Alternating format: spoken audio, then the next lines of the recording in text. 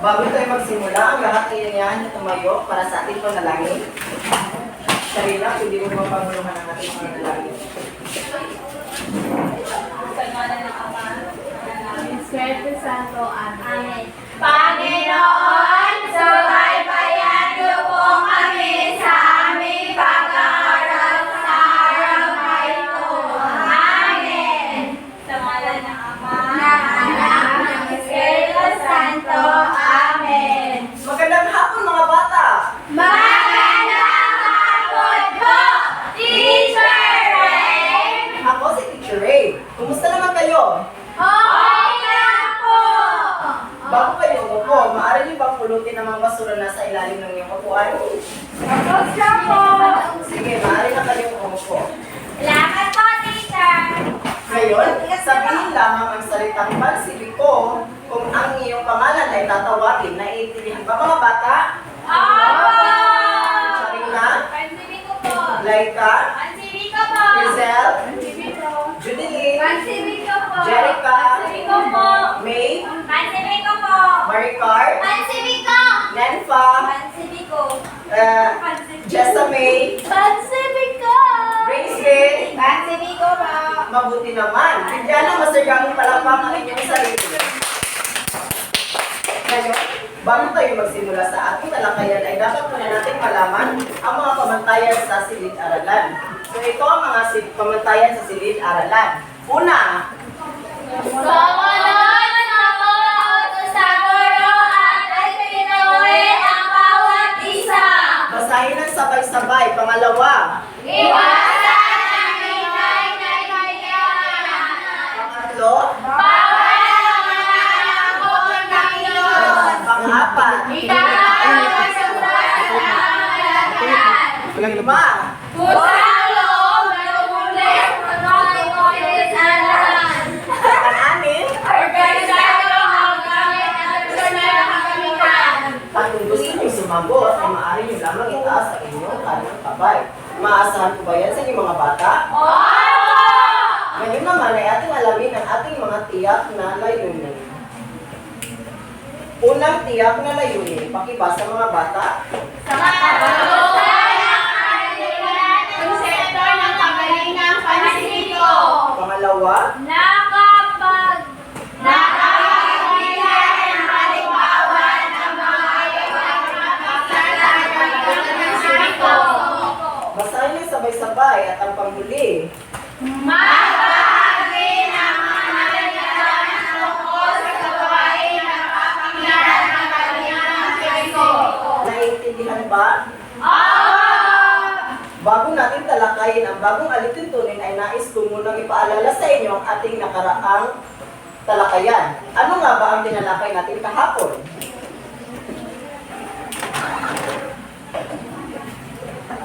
Jerica, At tinalakay natin kahapon ay tungkol sa mga trabahong nagbibigay serbisyo sa gobyerno po, teacher. mabuti. Ang tinalakay natin tungkol kahapon ay sa mga trabahong nagbibigay serbisyo sa ating gobyerno. Mahusay at naalala pa ang ating tinalakay. Ngayon naman ay meron tayong gagawin. So ito ang direksyon ng ating gagawin. Sabihin ang tama at sabay kapsa kung ang sinasabing sitwasyon ay tama. At sabihin naman ang mali at sabay thumbs down kung ang sitwasyon ay mali. Ngayon, unang sitwasyon. Pakibasa. Karapatan ng bata ang maglaro kaya maaari siyang maglaro kahit anong oras na gusto. Anong yung sagot? Teacher! Mali! Mali. Bakit naman mali? May? Teacher, kasi ano teacher, may sinabi din na kahit anong oras, dapat may limit po pa rin. Mabuti. Tama kami. Dapat ay may limitasyon tayo maglaro. Asa? Bata. Pangalawa. Mali o tama? Karapatan ng bata ang mag-aral kaya kailangan niyang mag-aral ng mabuti. Tama. Bakit mo naman nasabi na tama, Charina? Kasi kailangan talaga mag-aral ng bata, teacher. Mabuti. Kailangan natin mag-aral ng mabuti. Pangatlo.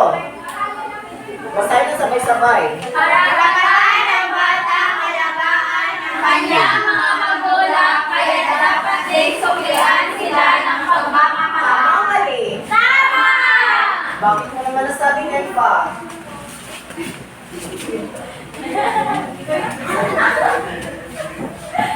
Kasi po,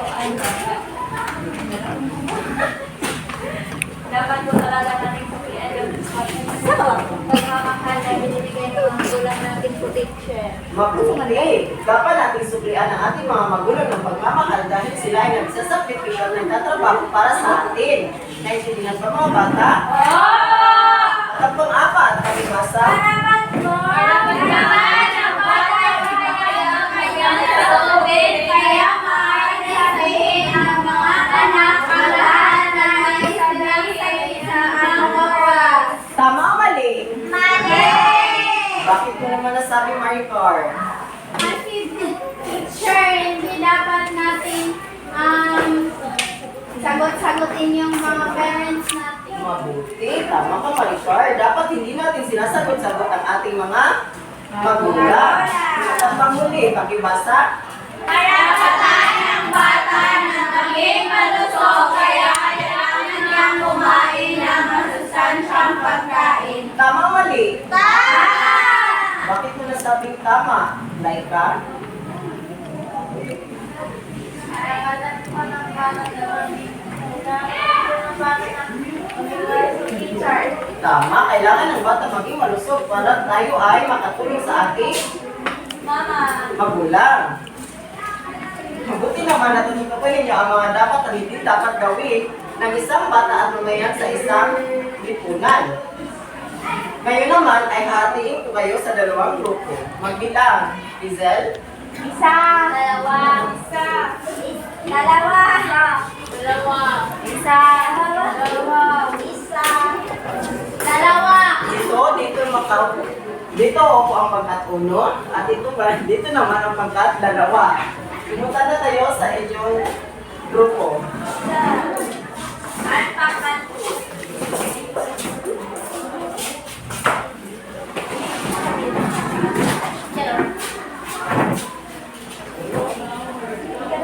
Ngayon naman, ang ating aktibidad ay ito ang gagawin.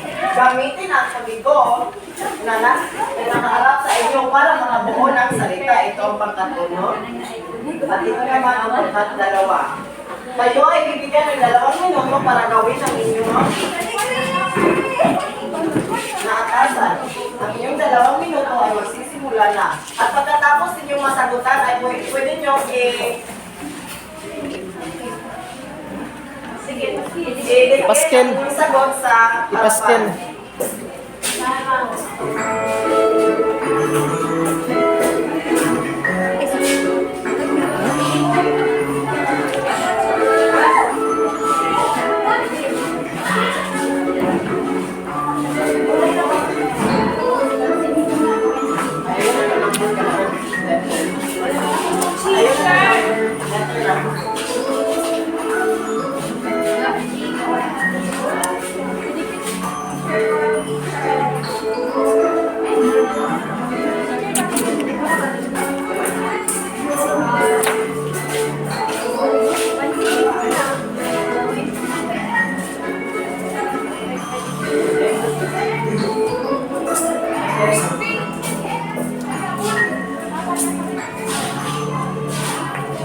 Sino ba walang pindikit dyan? Meron pa dito.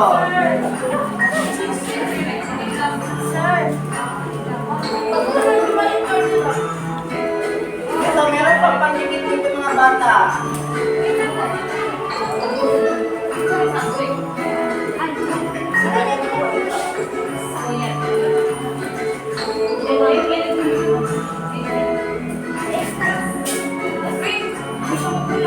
What?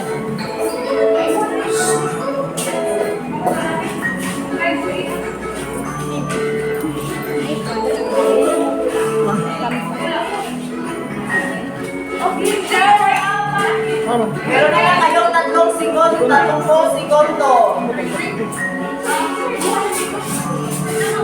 Ayun, ako na lang.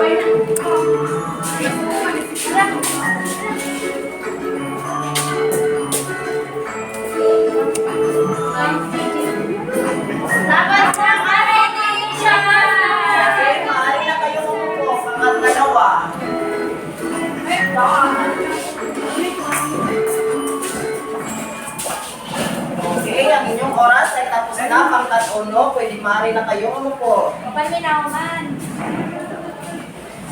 Wala yung leader of. Gawin pagsibig ko. Pagsibig ko. Ngayon pangkat uno, ano yung nagawang salita? Gawain ko. Gawain pagsibig ko po. Sa inyo naman pangkat dalawa. Gawain pagsibig ko. Mahusay, ang inyong nabuong salita ay ang gawaing pansibiko. Ngayon, ang ating bagong paksa ay tungkol sa sibiko. Ano nga ba ang sibiko? Ang salitang sibiko ay pakipakibasa sa mga bata.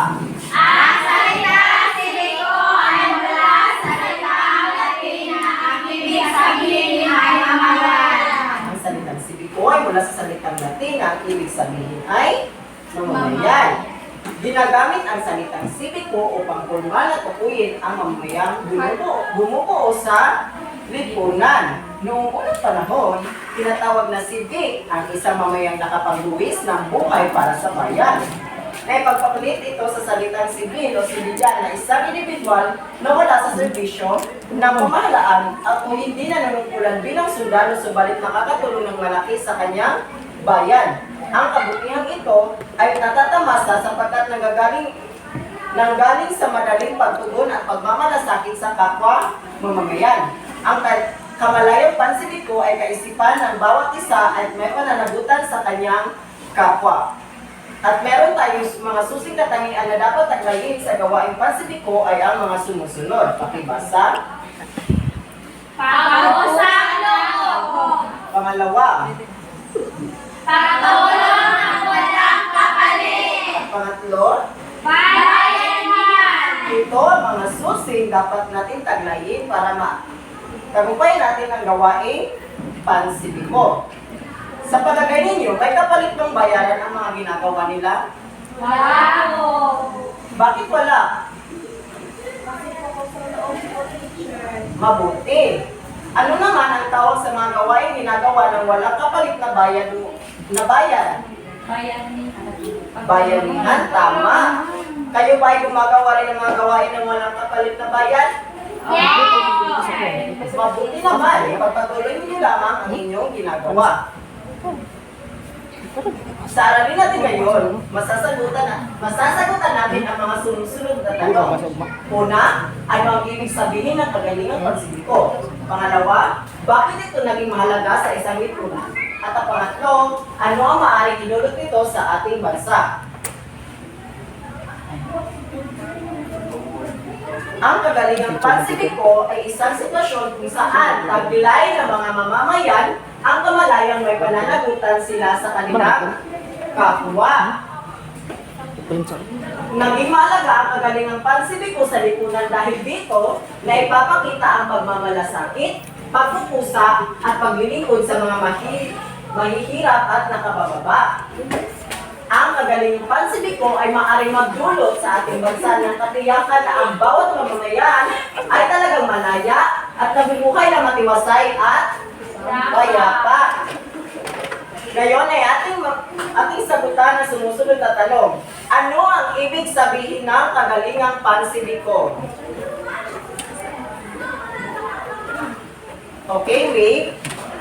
Ang kagalingang pansibiko ay isang sitwasyon kung saan taglay ng mga mamamayan ang kabalayan may pananagutan sila sa kanilang kapwa. Mabuti. Ang kagalingang pansibiko ay ito ay isang sitwasyon kung saan taglay ng mga mamamayan ang kamalayang may pananagutan sila sa kanilang kapwa. Pangalawa, bakit ito naging mahalaga sa lipunan? Okay, Laika?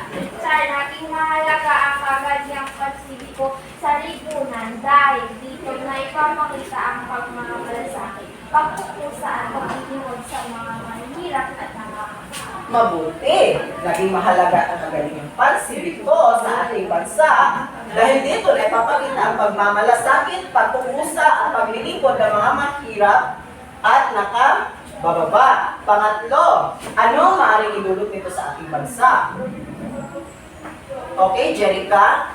Ang kagalingang pagsibiko ay maaaring magdulot sa ating bansa na katiyakan ng bawat mamamayan ay talagang malaya at mamubuhay na matiwasay at tiyakan. Mabuti. Ang kagalingang pansibiko ay maaaring magdulot sa ating bansa ng katiyakan na ang bawat mamayan ay talagang mamuhay ng malaya at mabubuhay na matiwasay at payapa. Ngayon naman, ay sabihin lamang kung ang kagalingang pansibiko. Teka lang, naiintindihan ba ang mga tinuturan ko mga bata? Mabuti. Ngayon naman, sabihin kung kagalingang pansibiko o hindi ang sumusunod na pahayag. Una, pagtulong sa mga pamimigay ng relief goods. Kagalingang Okay, Maricar? Kagalingang pansibiko po, teacher. Dahil Kasi mabuti po yung tumulong. mabuti, Maricar. Pangalawa, okay, Crizel? pagbibigay ng pagkain at namin sa mga nasunugan ng bahay. Kagalingang pansibiko po, teacher. Bakit ko naman nasabi? Sapagkat mabuti po ang pagbibigay ng tulong at Mabuti. Pangatlo, okay, Teacher! okay Charina? Hindi po kagaling pansibiko, teacher. Bakit mo naman Kasi nasabi? hindi po maganda yung panonood ng sine, lalo na po kung madalas ito ginagawa. Mabuti, hindi mabuti ang panunood ng sine kung ito ay madalas na ginagawa at hindi tumutulong sa ating mga magulang. At ang pang-apat? Okay, Judilyn? Pagpapakain ng mga bata sa samantalang teacher. Anong yung sagot? Kagalingang pansibiko po. Bakit mo naman nasabi? Dahil po, teacher, pagtulong sa mga bata sa mga Mabuti, Judilyn. Ngayon ay labis nyo na naintindihan kung ano talaga ang kagalingang pansibiko or mga gawain sa pansibiko ay meron naman tayong gawain. Ito ay isulat ang letrang pinaangkop na pagkilos sa mga sitwasyon. Ito ang inyong sagutan.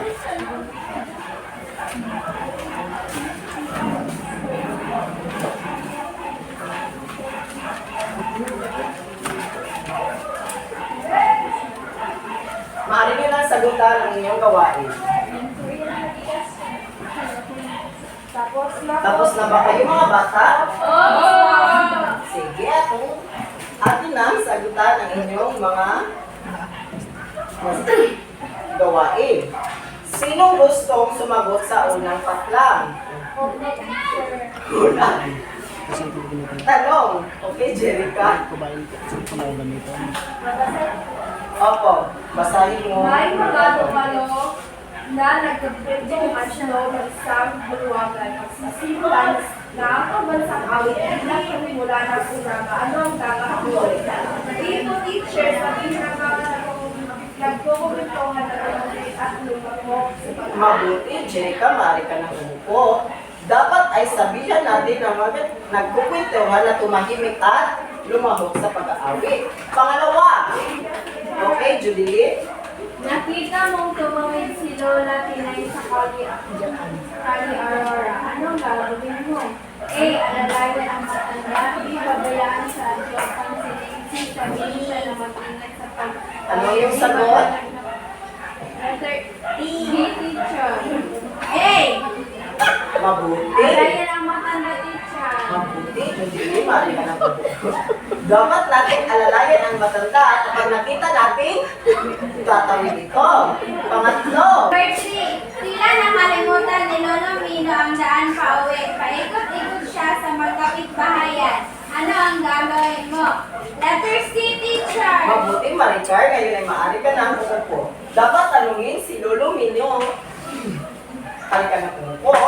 Dapat tanungin natin si Lolo Mino at tulungan siya para siya ay maka-uwi. Pang-apat, Teacher. okay, May? Nakatapos lamang ng malakas na bagyo. Tulong-tulong ang mga sa inyong tulong-tulong ang mga sa inyong upang maglinis. Ano ang iyong gagawin? A. Manood sa mga taong naglilinis. B. Manatili sa kwarto at magpahinga. C. Sumali sa paglinis at gawain ng makaya. D. D. Balita sa media na pagtulong sa letter D. C. Teacher. Mabuti, May, marka ng una po. Dapat ay sumali tayo sa paglilinis at gawin ang makakaya para tayo ay makatulong sa mga nasalanta ng bagyo. At ang panglima, Laika, Mapakain para sa mga bata tulad sa ang organisasyong pangkababayan sa lugar. Ano ang gagawin na maaari mong itulong? A. Tumulong sa pagkakadala ng pagpapakain para sa mga bata. B. Mag-volunteer sa susunod na pagpapakain. C. Makikain kasama ang mga bata o umuwi na lamang. Letter B. No, letter B. Teacher. C. Mag-volunteer sa susunod na pagpapakain. C. Makikain. mabuti. Dapat tayo ay magpulong tayo sa mga nagpapakain sa ating lipunan. Naintindihan niyo ba ang ating gawain, mga bata? Ngayon naman, ang inyong takdang aralin, basahin ng sabay-sabay. Magtipon ang mga hinupit na balita Hindi sa mga taong may kamalayan pang silbi ko. Naiintindihan niyo ba ang inyong takdang aralin? Kung ganon, maaari na tayong tumayo at Paalam na po, Teacher!